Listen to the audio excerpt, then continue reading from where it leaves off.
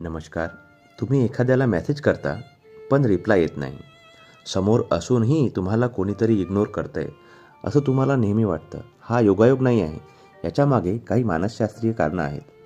जसं तुम्ही नेहमी अवेलेबल असतात, कसं आहे, जे जास्त अवेलेबल असतात त्याची किंमत पण कमी असते. दुसरी गोष्ट, तुम्ही जर सतत तक्रार करत असाल, निगेटिव्ह बोलत असाल, तर अशा लोकांपासून लोकं दूर पडतात. त्यांना इग्नोर करतात.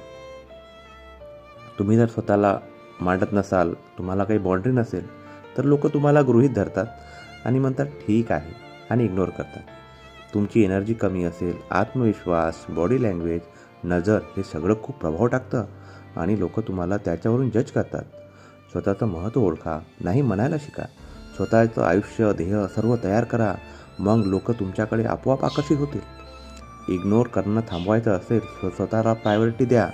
आवडला असेल तर हा चॅनलला सबस्क्राईब करा. धन्यवाद.